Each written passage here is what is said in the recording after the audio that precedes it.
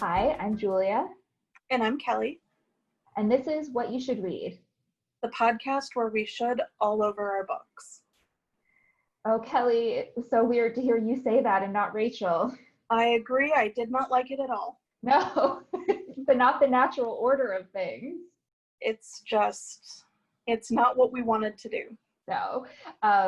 So you might be able to tell we are down one host for this episode. Rachel, we miss you so much. She wasn't feeling well today, so we are carrying on valiantly without her, and we hope that we can hold down the fort, so to speak. But we miss you, Rach. Hope you get well soon. Absolutely, we will do our best. Please adjust your expectations accordingly, and feel free to send us get well notes for Rachel. Yeah, absolutely. Okay, well, we are so excited for today's episode. Kelly, before we jump right in, do you want to give our listeners just a little kind of intro or overview of what the episode is today? Absolutely. We decided that we wanted to discuss Black authors and Black fiction. We know that there are a lot of anti-racism lists, and they're very good and they're very important. You should find those, you should read them, you should share them, read them again, do the work. But we also thought that it was important to discuss the books that maybe aren't getting talked about as much, the ones that just show Black people living everyday normal lives, not necessarily encountering racism or police violence or anything like that, just good, happy, fun stories. Like, for example, You Should See Me in a Crown by Leah Johnson, the best book ever. It will come up again. I have a feeling you're going to be wedging that into today's podcast. Every as podcast, often. everyone. Yeah, Kelly has been texting me all week about this book, so I'm really excited to read it. It just came out, right? Yes, it's just a couple weeks old. Hopefully everyone's already read it, but if not, don't worry. I will not stop until you have. Maybe we could do a whole probably episode. will stop then. No, but maybe we could do a whole episode on it at some point. Because I think the important thing to know too is we want to talk about these books because we really feel like it's important that everyone just diversify their reading and don't read books that are by authors. Don't only read books that are authors who look just like you or have the same life experience as you. Right. I was looking through my reading list for the past few years, and I thought I was doing okay in terms of reading a diverse range of authors, but I definitely have so much more work that I could do, and I could do such a better job of, I guess, decolonizing my reading list. So I think it's just, it's important to support books by Black authors, and we're going to talk about some of the books that we have really loved reading, and we want to recommend them to our listeners. But we also plan to do more episodes specifically to promote Black authors and books by Black authors. So I'm excited to do this. I'm sure that you've heard the idea that the primary purpose of reading is to either provide a window where you see lives and experiences that aren't like yours, or also a mirror, which is to see your own life and experience reflected back.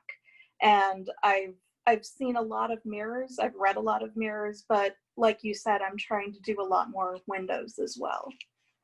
I think I heard Angie Thomas talk about the window and mirror theory in an interview. Angie Thomas, if you don't know, is the author of the books The Hate U Give and On the Come Up, which if you haven't read those, you should stop listening to this immediately and go read those books. They're amazing.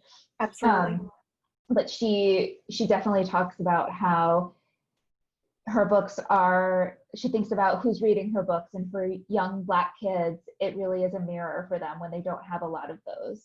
And that's really important to her. And then for white people like us reading her books, it is a window, right? It is a window for us to see experiences that are different from ours, which, like you said, is so important. And I've also heard this said a lot, that reading fiction creates empathy. Right. So that's just another reason why it's so important to read all different kinds of books. Absolutely. I'm not sure I understand. That was Siri. Did you hear that? Yes. I don't understand either, Siri, but we're all doing our best. Sorry about that, Siri. We're going to try to understand. That's the point of this podcast. We don't always need another co-host, Siri. You're not part of this. You're no Rachel, Siri. Oh, well. Sorry, Rachel, we outsourced you. Yeah. Oh man. Okay, Kelly, what are you reading currently? What's on your Kindle or on your bookshelf right now? I literally just started 5 Days by Wes Moore and Erica Green, and it is an account of the 5 days after Freddie Gray's funeral, which for people who don't know, and I know Julia does, because we both live in Baltimore, but Freddie Gray died of injuries sustained while in police custody. And after his funeral, there was a period of unrest in the city.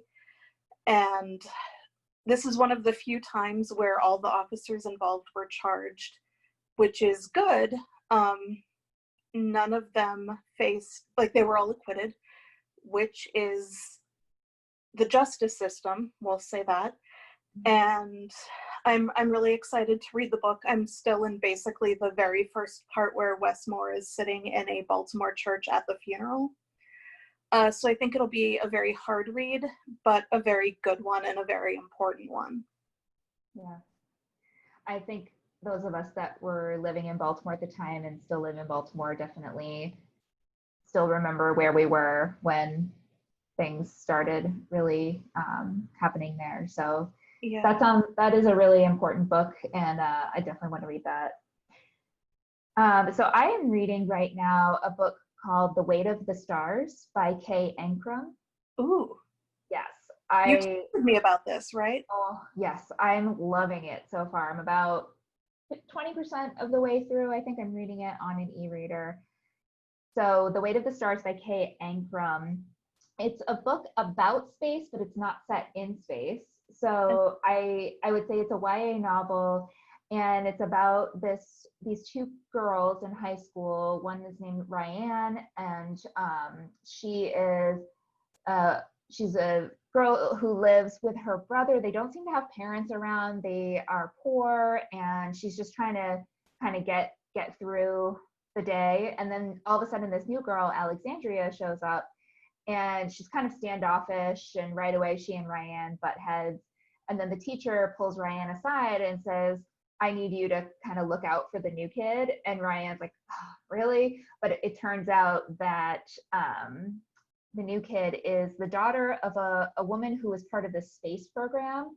And what it was they sent 50 people into space, I think 50 people, or maybe it was for 50 years, a number of people who aren't necessarily astronauts, but just artists and poets and people doing other things, and sent them into space on this mission to have them sort of send back or create things about their experience and send it back.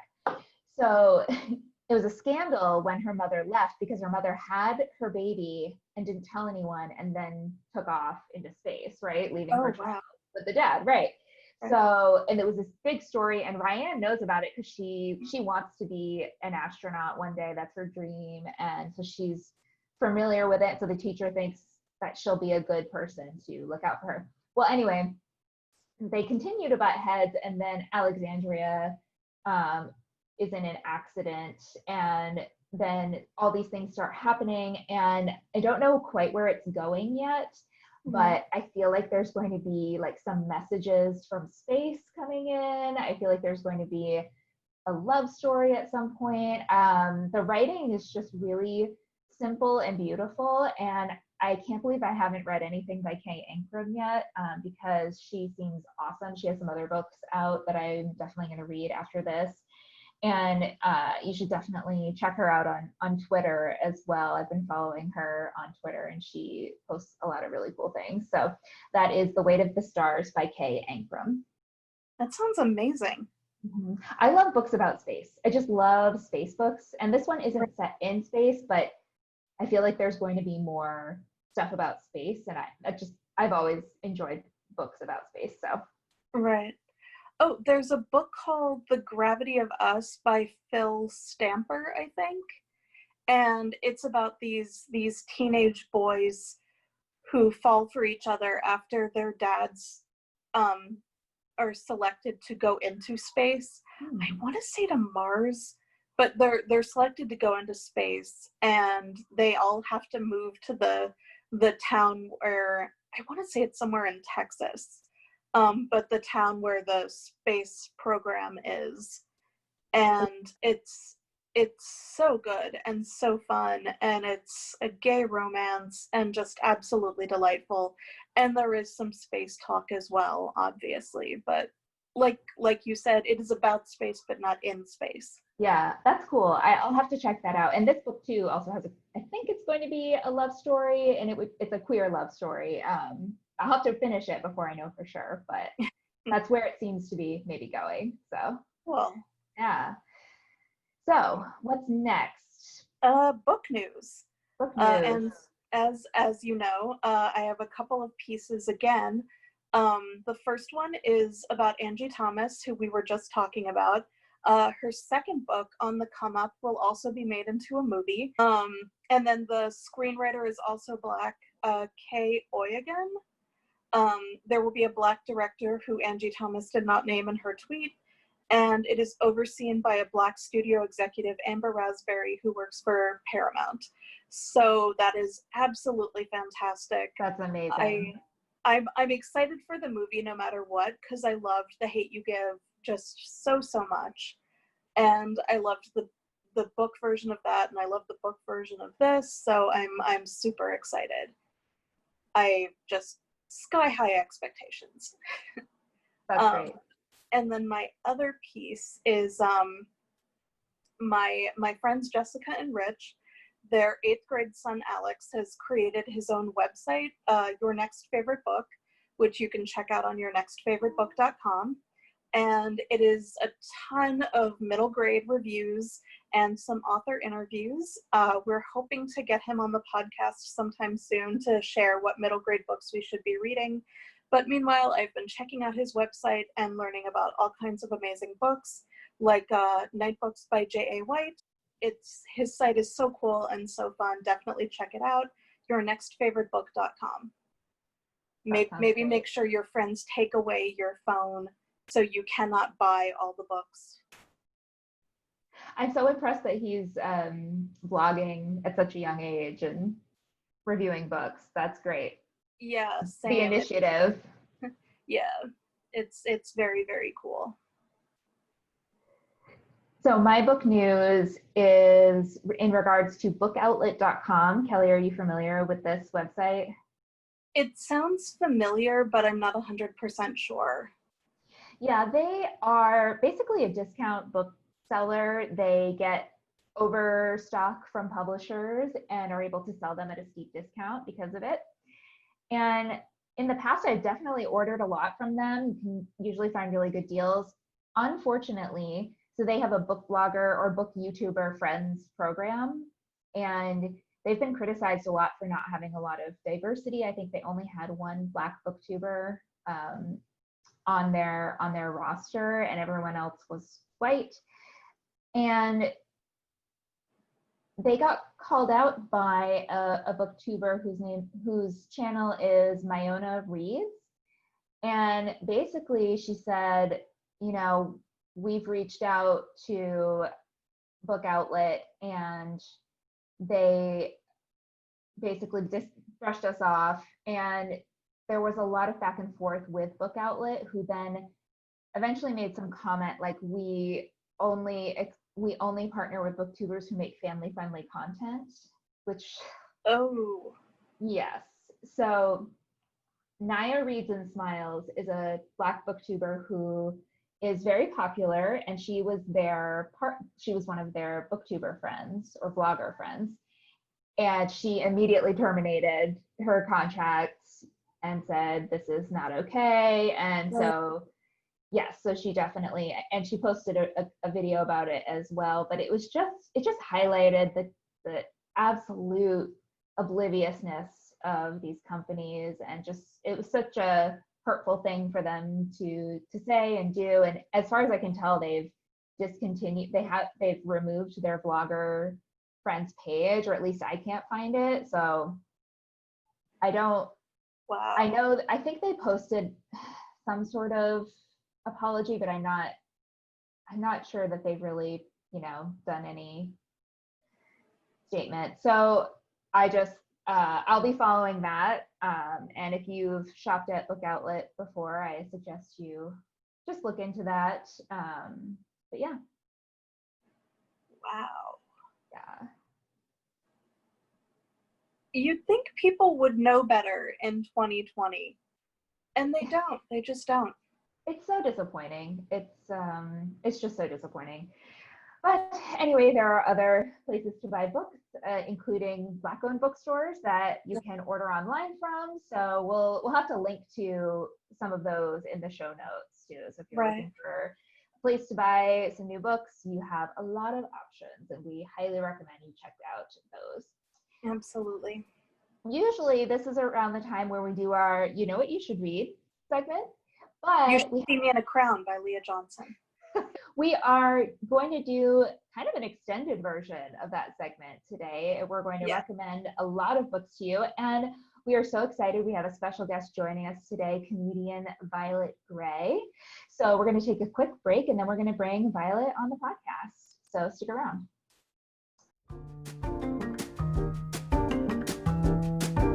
And we are back. And we are so excited to have a special guest with us on the podcast today. She is a comedian from Baltimore. She is super funny on social media, and she works at a library. So she's just basically the perfect guest to have on today. So welcome to the podcast, Violet Gray. Hello, everyone in podcast land. Very glad to be on What You Should Read. Well, we're so excited to have you. Tell us a little bit about yourself. Well, I am a stand-up comic who was assigned male at birth. That designation didn't quite work out the way everybody thought it would. I am a stand-up comic, and I like to share humorous things on Facebook and Twitter. I'm also a huge geek, and if you follow my Instagram, Chaotic Violet, you'll see me in all my crazy costumes. And on my way back from gigs, I occasionally do a live freestyle rap for people. And I've actually been recognized by people I don't know from that, which is odd. But yeah, geekery, nerdery, that's me. Is part of that geekery and nerdery books?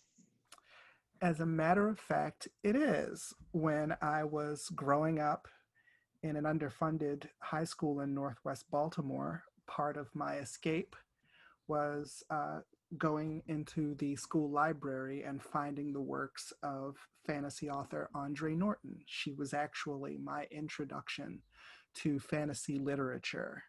And so I would say probably books more than anything has had the most significant impact on my interests and on my tastes. Yeah. Would you say fantasy would be your favorite genre?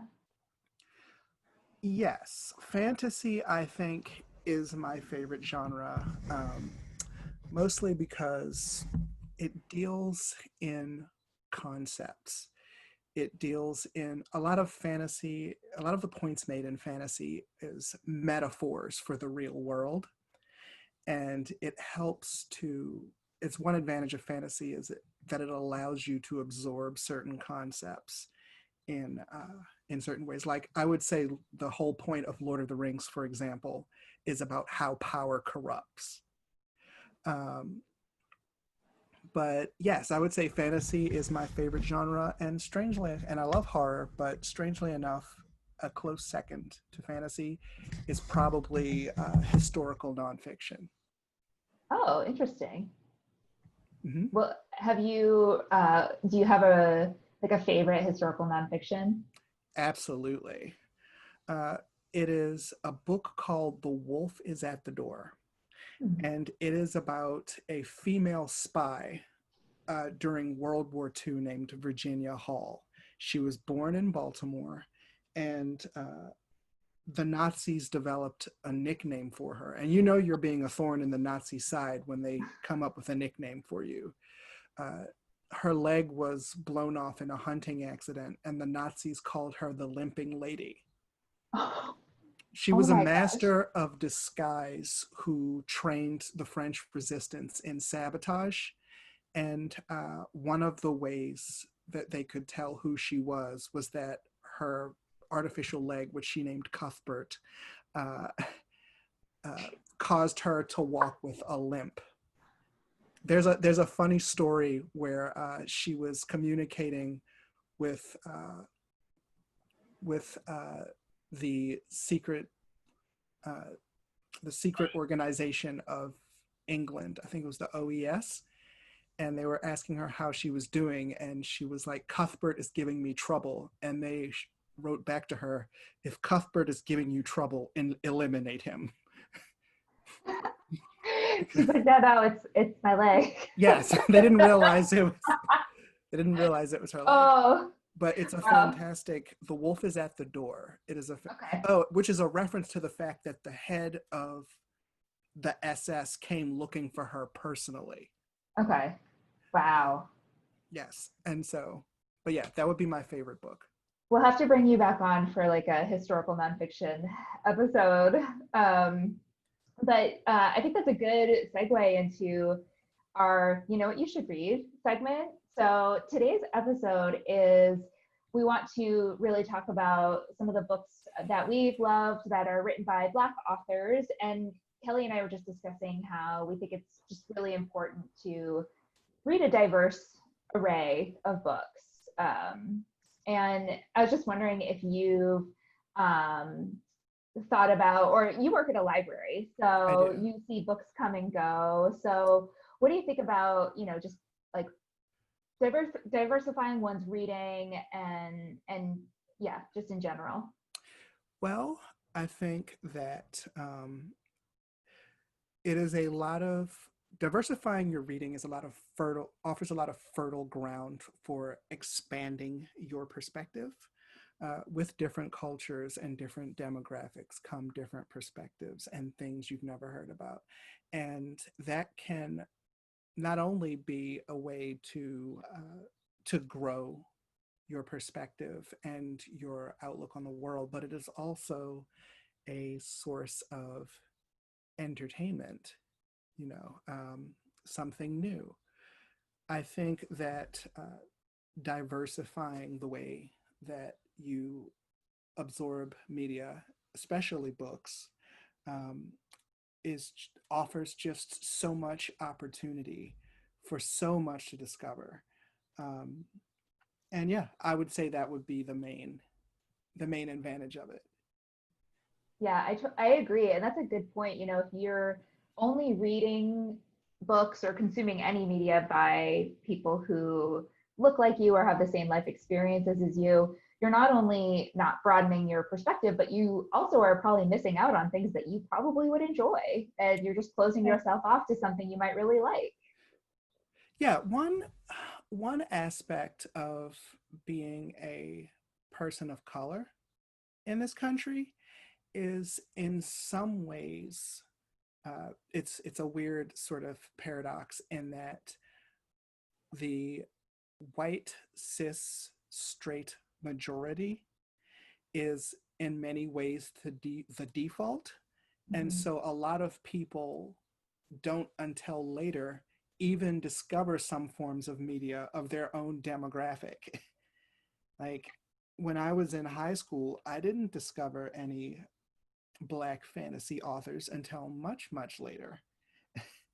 And so I think that if you're coming up and you're a minority of some sort, that it is of great value to have that content, for people who look like you or who feel the way you do.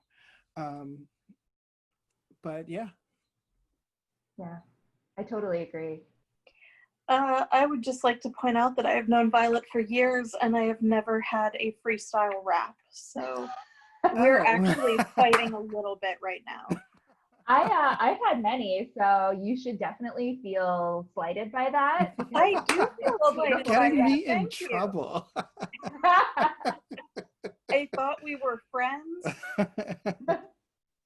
I mean, just illusion shattering left and right. This is a horrible day for me now. I think we might need a freestyle rap right now for Kelly. I don't think that we can succeed. I can freestyle rap for you, Kelly, whenever you want. Don't patronize me, okay? I want it to mean something, not just because you feel bad. Well, maybe when we're discussing the books, you'll get some inspiration and you could surprise us. Okay. Okay. Yeah. I am not joking. I will do that. I never turn down an opportunity. So go ahead. All right.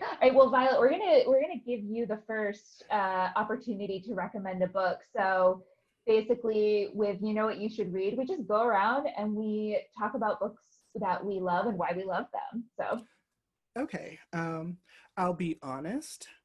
I'm a little bit intimidated saying, you know what you should read to you two. Oh, you mean that book that I read years before you did? Yeah, maybe I should go back and read it again. But for the benefit of everyone else who isn't as hardcore. Hey, we haven't read every book out there. I mean, Kelly. Yeah, okay. Kelly maybe. I mean, between the two of us, I feel like we have. Right. Especially when you bring Rachel in too. But I mean, Yes. I'm sure one of us will be excited. So. Yeah. Yes. So the book I would recommend is Between the World and Me by Ta-Nehisi Coates. Yes. It is a musing on what it's like to grow up to be a Black male in Baltimore, and not only what he would say to his own children, but what his father also said to him. And it particularly resonates with me because Ta-Nehisi Coates is only a year older than me, and he was born and raised in my part of Baltimore.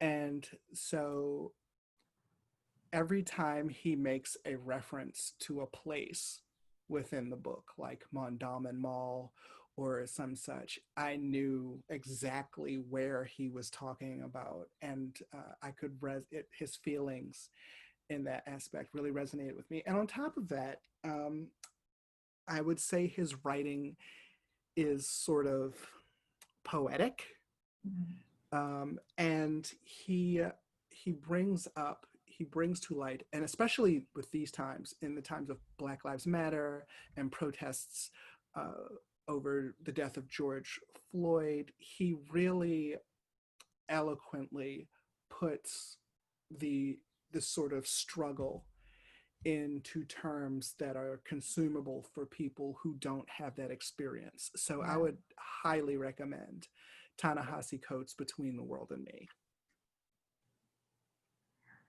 Yeah, I think Kelly and I both have read that as well, and we read it for book club. Yeah, we read it for book club, and it's a beautiful, beautiful book. See, I told you. No, but that's an amazing first pick. Everyone should definitely go out and read Between the World and Me by Ta-Nehisi Coates. I actually do want to read it again. Yeah, now that you mentioned that, I would for sure read that again, and I need to read his collection on the Obama administration. We Were 8 Years in Power. Yeah. I have that. I have not read it, but I really want to. I love his writing style. Have you read the article he had? I think it was in The Atlantic, The Case for Reparations. I haven't. I've been meaning to read that. I haven't yet. It's worth a read. It came out years ago, but it's so good. Okay, Kelly, you're up. Okay. Well, if you have talked to me at all over the past week or so, you've heard me talk about this book. If you were paying attention earlier in this very podcast, you have heard me talk about this book. It's called You Should See Me in a Crown by Leah Johnson. And it is just seriously the most amazing, joyful, charming delight of a book. It's like, I mean, obviously I can't fully relate, but she's this teenage girl who gets into college. She is Black, and she gets into the college of her dreams. She wants to become a doctor, but she doesn't have the full scholarship to go without it becoming this huge thing and graduating in debt, which she doesn't want to do. So she decides that she is going to run for prom queen, because if she wins, she'll get a scholarship for it. And the unfortunate thing is, there is also this new girl in school that she has very real feelings for, and they are just the best, most swoon-worthy couple. Like, just all the feelings for the two of them. But she knows that if she is publicly with this girl, she will not win, and she will not get the money. And so it's this big push and pull about how much of yourself can you be true to when you have these very real goals. And she wants to be a doctor because her mom died of a stroke due to sickle cell anemia, which is also a disease that affects her brother. So becoming a doctor to fight this is very much being true to herself, but you know, she's also denying a real part of herself because of this girl Mac, who is freaking amazing. And if she had an older sibling who was age appropriate for me and also real, I would be very much into that. But it's just, it feels like an absolute romantic comedy. It's perfect. And I love it so much. And all I've done is talk about how great this book is. And seeing a female love story, like, it's so good. And like what you were saying about representation, Violet, like, I don't really seek out gay fiction that often, not anywhere near as much as I should. And then I read a book like this and I'm like, oh my God, it's me.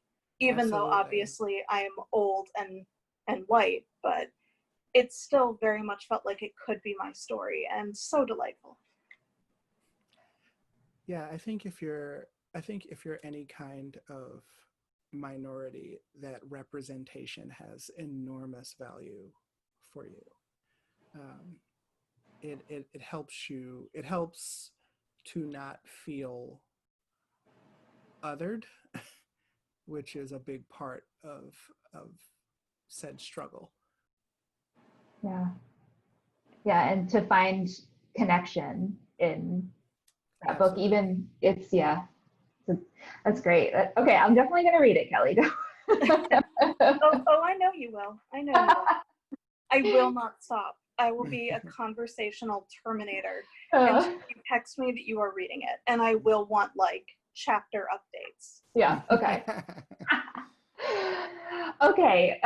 Well, now I'm going to recommend a book, and I was debating which one to start with, but I think I've narrowed it down. So you know what you should read? You should read Queenie by Candace Carty-Williams. Have either of you heard of this book? Queenie? I don't think so. Okay.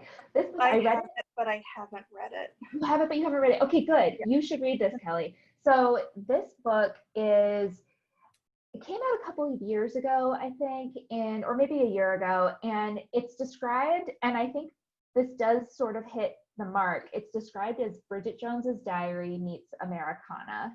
Ooh. Yeah, and it's about a young woman. She's 25, I think. She lives in England, but she's from a Jamaican family, so she's a Jamaican British woman, and she works at a newspaper, and she's just constantly experiencing all these microaggressions at work, but she's also struggling to just find any joy in her job. So she keeps messing up at work, but she's also continuously needing to compare herself to her white coworkers. And then she has this messy breakup with her long-term boyfriend. And so she starts sleeping with all the wrong men and just kind of is spiraling. And she really, it's a lot of the book is her inner dialogue with herself, and constantly, kind of like how in Bridget Jones's Diary had this a lot of self-reflection and trying to better herself. But in this book, it's just so much deeper because of everything that she's talking about in terms of a cultural perspective. And she definitely feels like she's caught between two worlds. She's British, but she's from a Jamaican family, and she almost doesn't feel like she fits 100% into either world. So she's struggling with that as well. And then it's just, by the end of the book, I loved Queenie so much, and I just wanted the best for her. But then there were times where I was like, no, don't do that, So I just got so invested in her story and in the character. And it's a great read. And it really, I loved it so much. And it really just, I don't want to say took me by surprise, because I saw, a Bridget Jones comparison. Yes, there are those comparisons, but it, in my opinion, knocks Bridget Jones way out of the water, and was just just a wonderful read. So that's Queenie by Candace Carty-Williams. Did you say Okay. Candace Williams? Candace Carty-Williams. Carty-Williams. Okay, Candace Carty-Williams. Yeah, and we'll put a link to our Goodreads in the show notes too. So all the books we talked about today will be in there. I know actually that you have it on your shelf because, okay, so for those of you who don't know, Julia and I are in a book club together, and it alternates house to house. And whenever I am at Julia's house, I spend an inordinate amount of time looking at her bookcase. And our other book club member, Philip, always makes fun of me for it, but I always saw Queenie on your shelf, and I was like, that looks really good. And I know that we had talked about it before, so. Yeah, before COVID hit, I actually loaned it to one of my coworkers. So it currently resides, I know, sorry, Violet, who lives with me. It currently does not live at our house, but I'll get it back eventually if you want to borrow it. No worries. All right, Violet, you're up. For books you should read? Yeah. I know that the two of you have already read this book once again, but I would highly recommend the 5th season to anyone out there. It was so good. It is by N.K. Jemisin. World building is one of her strengths, and she really plays to her strengths. And it is about several characters in a world that is slowly tearing itself apart, geographically speaking. And if you want a good fantasy epic that doesn't follow the medieval white typical archetype of a fantasy kingdom, I would highly recommend the 5th season. Yeah, I think that book has been mentioned several times on the pod, so I feel confident saying we 1,000% co-sign that recommendation. I know Rachel and I have both read it, and Violet, you were actually the one who recommended that book to me originally, and I'm so glad I read it, and I'm definitely going to pick up the sequel very soon. Yeah, I just started the sequel, and they tell me that the first book, as good as it was just the setup. So. Oh my gosh, there's so much happened in the first book, though. Yeah, I know. That's great. Okay, all right, good. Oh, good rec. Okay, Kelly, you're up. Okay, the next one I have is a book that I actually finished this very afternoon, struggling to get it done before this, and it's called Black Brother by Jewel Parker Rhodes. And it is about these two boys, and one of them, Trey, looks like their white father, and the other one, Dante, looks like their black mother.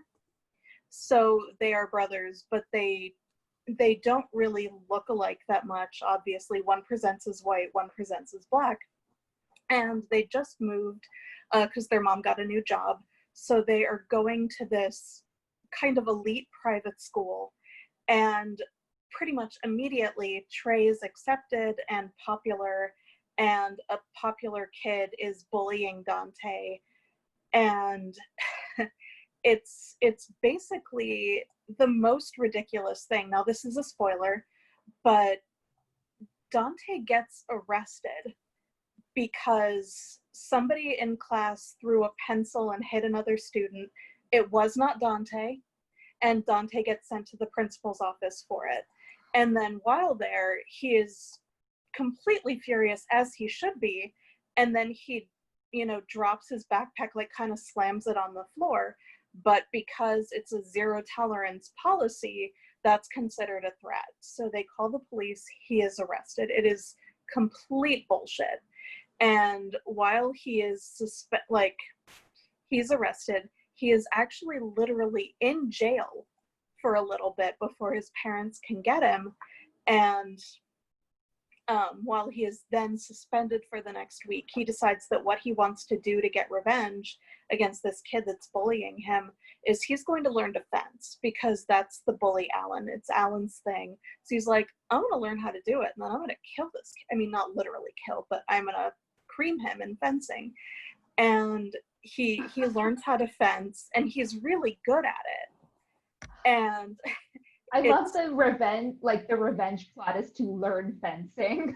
Yes. That's amazing. I tell you what, as someone who was bullied in high school, I would have jumped at the chance to challenge them to a sword fight. Yeah. It sounds so, I don't know, romantic in a way. It kind of does, right? Like, I challenge you to a dual. Yeah. You dick. But a duel with swords. Right, yeah. Just imagine he swings into the gym on a chandelier. And all the other students are like, how'd that get there? Right. Well, and the only thing I know about fencing I learned from The Princess Bride. So it was really fun learning all this stuff about the sport. And as revenge schemes go, I'm kind of on board. So it was super fun, very interesting. And she also wrote Ghost Boys, which is about a young boy shot and killed by police who is a ghost, and he meets the ghost of Emmett Till. And that is a lot less fun, but also an amazing book. Yeah, that sounds good. That's intriguing. Fun fact, all of the names mentioned during the fencing scene between Inigo Montoya and Wesley, the names are actual ancient fencing masters. Wow. So you probably were learning real things when you watched that scene. The fun facts about The Princess Bride are exactly what we need. Such a good movie. Oh, my favorite. Okay, you two know what you should read. What's that? Kelly, you might have already read this, but it's So Close to Being the Shit Y'all Don't Even Know by Retta. I have it, but I haven't read it. Kelly, oh my gosh. Okay, you both would really enjoy this book. Violet, have you read this book? I have not, but Okay. I will brag just a little bit in that she told me my comedy was smart. And then you fainted from just pure delight. I was just like, coming from someone like her, that's a huge compliment. Yeah, I would like sure. to know. Oh, sorry, go ahead. No, go ahead, Kelly. I would like to know literally every single detail of this interaction because I love her. Seriously love her. When I was at the Comedy Factory here in Baltimore, back when it was in the downtown Baltimore area, this was many years ago, I opened for her. She was the headliner. Wow. And she was like, I like your comedy. It is very smart. And then she went on stage and this drunk woman tried to heckle and she shut her down immediately. Yes. And then she burst out with the opera voice, which I don't know if you've ever heard her sing with her opera voice. That will get the attention of everyone in a room. So. No, she is so she's so multi-talented too. She so for those of you who don't know who are listening, Retta is an actress who was Donna on Parks and Rec. And just such a funny show. But she wrote a memoir about her, basically how she came to be who she is and her career in Hollywood. And she talks about how she's like, look, I'm the next big thing and I'm so close to it. And here are all the things that I've done and that have happened to me and all the experiences I've had. And it's just it's a joy to read because, well, first of all, I listen to it on audiobook, which I highly recommend because she obviously reads it herself. So it's definitely a fun thing to listen to. And she just has all these great stories. The one that really sticks out to me is that she actually had an audition for Dreamgirls, and that's how I know that she is an amazing singer because she had that audition lined up for the role that Jennifer Hudson played and then won the Academy Award for. Wow. But Retta decided not to go to the audition because she just kind of let her doubt and self-doubt creep in. And she's like, I can't wear heels. And she just assumed that they would make her wear heels to in the movie. So she said, well, it's just not even worth trying because they're going to make me wear heels and I can't do that anyway. So she talks about how she's like self-sabotaged herself in ways, and this is one of those times. And then she said, and then it flash forwards to her watching the movie and watching Jennifer Hudson sing her big number, and she's like, and what was she wearing? Flats. She was wearing flats. Oh no. And so she just so she kind of uses that as an example of, you got to go for it, you got to take chances, and she's just, I mean, she's definitely doing great in her career, and I can't wait to see what she does more. But she's in the book, she talks about how her dream is to have her own show that's just called Retta, right? She says, I'm the next one name wonder, like her idols in comedy, like Lucille Ball and Roseanne, who she watched a lot growing up, and like Violet said, she's a stand-up comedian, so it's just super funny, and I highly recommend it. So that's So Close to Being the Shit Y'all Don't Even Know by Retta. I love her on Good Girls too. I don't know if you watch, but it's so fun. And really all I care about is that she doesn't die and Stan doesn't die. Like, I just need those two to stay alive and together. Like, anything else, whatever. But is that the show where they're doing all these heists?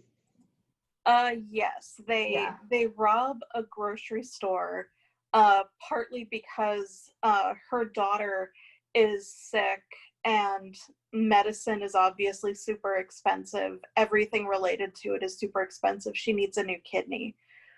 And unfortunately, the grocery store is also sort of a money laundering front for a local dealer. And he is not pleased that they take his money. Yeah. And so he makes them do jobs for him. And it turns out that one of them, Christina Hendricks' character, is shockingly good at being a criminal mastermind. The other two are less good, but they're up for it. It's a fun thing to do. And the best part, they call their like caper nights, basically, they call it book club. So that's awesome. Yes. Perfect cover. Yes. Every book club is just a cover for some crime syndicate. Yes. I mean, yeah. Oh, I can't believe you met Retta. I'm so jealous. Me too. Yeah. Yeah, it was. I recognized her from stand up, and then they were like, do you want to open for Retta? I was like, yes, I would like to do that. Yes, please, now. Yeah. Can I recommend another book? Yes, please do. What you guys should read is called Hattiesburg, an American City in Black and White. And it is about the history of the town of Hattiesburg, Mississippi. It is a microcosm of the history of race relations. Hattiesburg was founded on sawmills. There were a lot of trees of a specific type that lends themselves well to the lumber industry. And so it is a town that was founded there, and it is a look at the economics and how the Black population and how the white population are each affected, and how at one point it talks about how the Black population started moving from this sawmill town to the big cities, your Chicago's, New York's, and things like that, and how much of a threat it was, and how the racist people of Hattiesburg, Mississippi didn't realize how much of their livelihood was supplanted and was bolstered by the Black labor that they were exploiting. And there was this account of a white sawmill owner at the train station literally begging Black people not to leave. Wow. Oh. And so and it was talking about how complex the interplay of race and economics played out in the small town of Hattiesburg, Mississippi. There was this one particular part where the American Red Cross shows up to deal with something or other. I think this was probably the aftermath of one of the wars we were forced to fight. And the American Red Cross has had a policy of colorblind service where they didn't, and they got evicted from their base of operations in Hattiesburg, Mississippi, because they served Black people. The town of Hattiesburg insisted that they serve the white population, and they relocated, but Hattiesburg almost made a decision that they would not want the aid from the Red Cross if they were also going to give it to Black people. So it was one of these ways in which a racist way of thinking can be just self-destructive as well as destructive for other people. But yes, Hattiesburg, An American City in Black and White by William Sturkey. It was an engaging read, and I highly recommend it. That sounds fascinating, and also that story about the Red Cross is so infuriating. Yeah. It's like we won't even allow you to help us if you're also helping them. Right. It's just so stupid and just wow. Yeah, it definitely sounds like a good book to really understand the history of Jim Crow. Absolutely. Yeah. Wow. Okay. That's Hattiesburg. Good. Okay, Kelly. Okay, I'm going to do something a little different and just recommend somebody's entire body of work. Jason Reynolds writes young adult and middle grade. His middle grade, there's one series that centers around a track team, and each book focuses on a different member and, you know, the things they face while they also try to improve as track stars. But his young adult fiction is just, it's all amazing. And I found out about him really by mistake, because for a very, very little while, Simon and Schuster was they would send me young adult books that I didn't even ask for to review on my blog, which was a wonderful thing. And it started very suddenly and it ended very suddenly. But the best thing that happened was they sent me a copy of The Boy in the Black Suit by Jason Reynolds. And it was his second book. His first is called When I Was the Greatest, but I hadn't heard of him. And when this book came, I was like, that's weird. And it's about a boy who is grieving, and what he does to kind of make himself feel a little bit better is he starts attending random funerals, which kind of feels like it would do the exact opposite, right? Like if all you do is spend time around people that are hurting, that kind of magnifies yours, but it really helps him because the thing about grief is that it's so isolating and it's so awful, and you feel like you're the only one impacted by it in whatever way you are. And so being around other people that are hurting and sad, it like really helped him. And it's really good. It's all of his books are just deeply good books. And I love when you accidentally find someone who becomes one of your absolute favorites. Yeah. And yeah, like it is at the point where I don't even care what his book is about. I will buy it. I will read it as soon as I can. He is just amazing. And he's kind of local. He lives in DC now. Oh, wow. I didn't know he lived near. Oh, wow. Yeah. We met him at ALA last year. Yes. And he was very nice.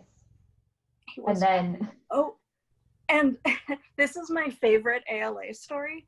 So somebody cuts in front of me in line, and she looks familiar, and I can't place it. And I feel like I'm probably being very rude because I'm completely staring at her like, where do I know you from? And it turns out that it's like Nikki Giovanni.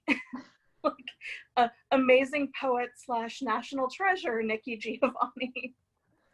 And he Jason Reynolds was like, hey, could we get a book for Ms. Giovanni here? And she was kind of like, I mean, is that okay? There's a line. And I'm just like, you can do whatever you want.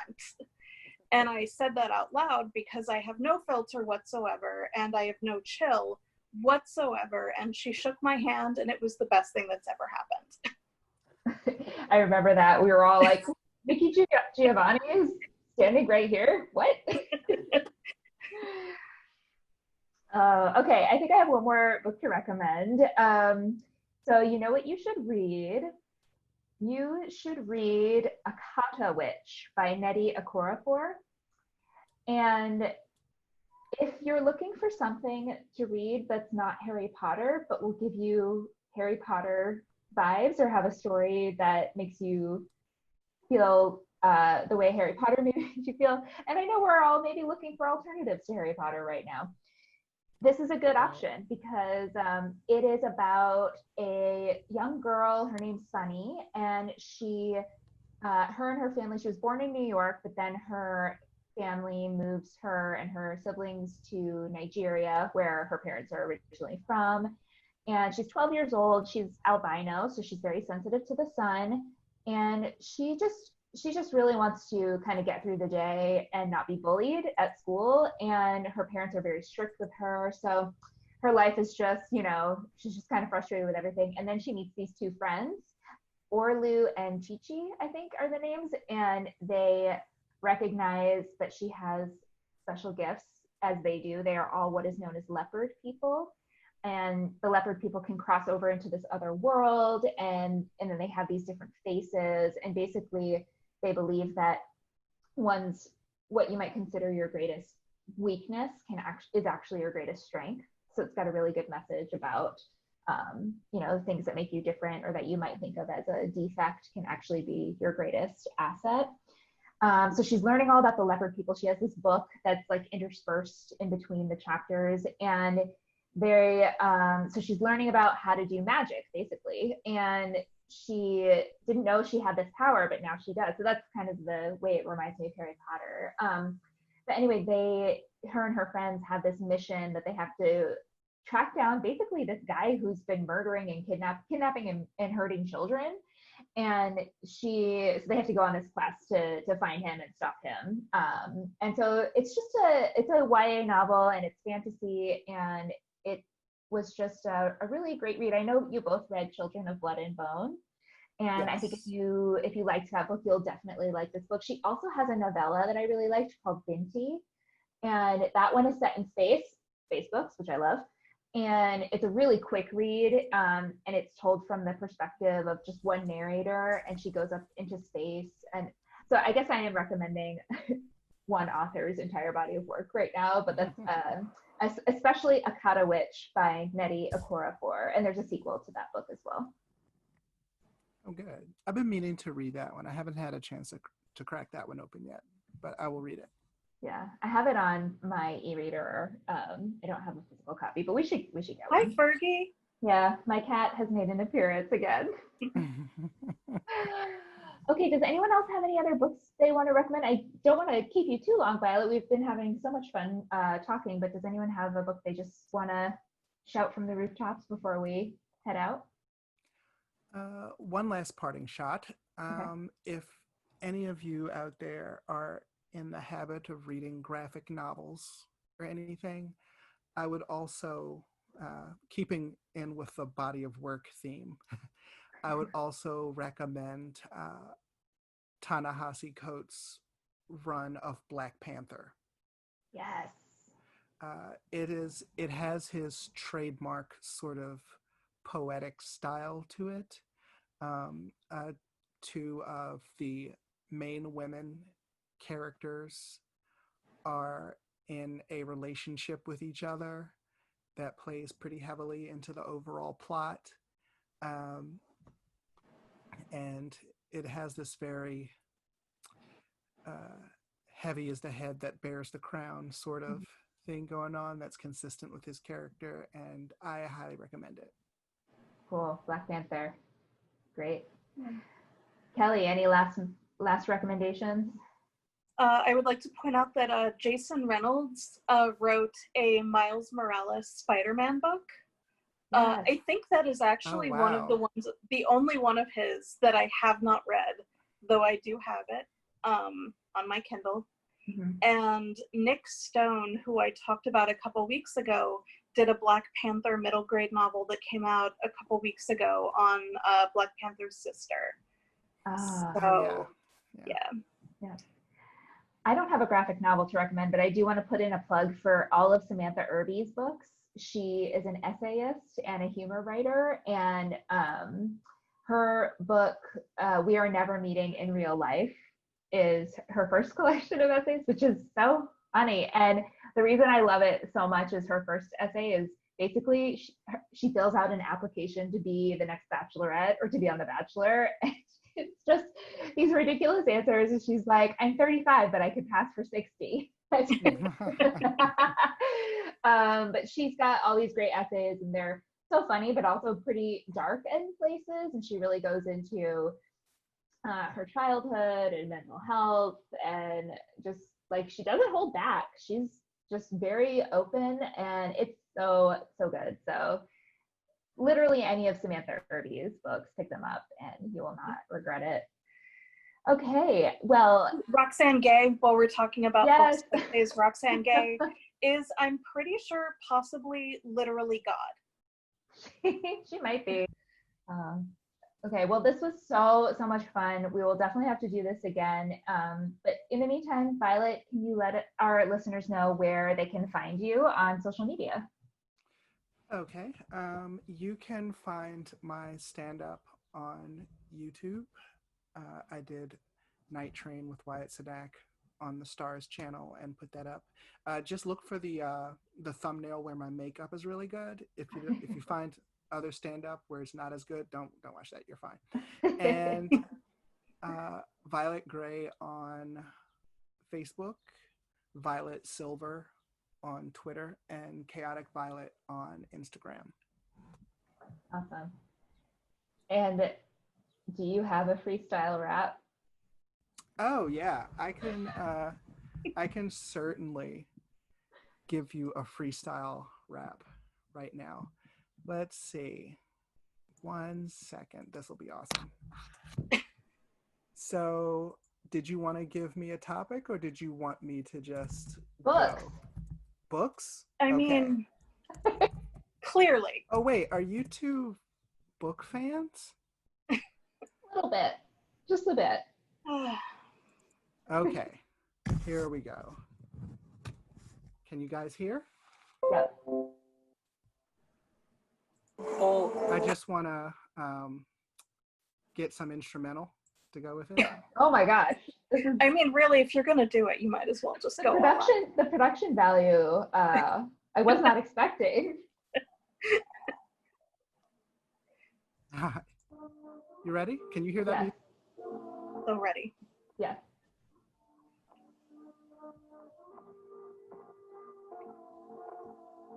Okay. Here's a freestyle. I hope it's not awful. We're here talking about Black authors, and we all love books. You don't see my video because it's not a good look. And I'm feeling kind of stressed. I love books, but my hair is a mess. The authors that we mentioned, they are the best. And if you read it, you can put it to the test. And you know who is the GOAT. Earlier today, we mentioned Ta-Nehisi Coates. If you read his book, then you will see. I highly recommend Between the World and Me. And not to do a switch, but I'm serious. I will read Akata Witch. And that's all you get for now. Freestyle off the top. And how? Yeah. That is fantastic. Oh my God. Oh, that was amazing. All right. Thank you so much, Violet. Yes, thank you. Thank you for having me. It's amazing. Our pleasure. Bye-bye. Bye. Bye. Okay, that was the episode. Thank you so much for listening, and be sure to follow us. We are at whatyoushouldread.com, and we're also on Goodreads, What You Should Read podcast, so you can find all the books we talked about in today's episode. You can follow us on Twitter and Instagram at WYSR_podcast. Correct, and we're also on YouTube, so you might find us there as well. And that's it for the episode. We want to thank Violet Gray for joining us today. We want to say we miss you, Rachel, and we hope to be all back together again next week. So thank you for listening, and go read some books. And now you know what you should read. You're welcome. I don't have to do it that time. All right.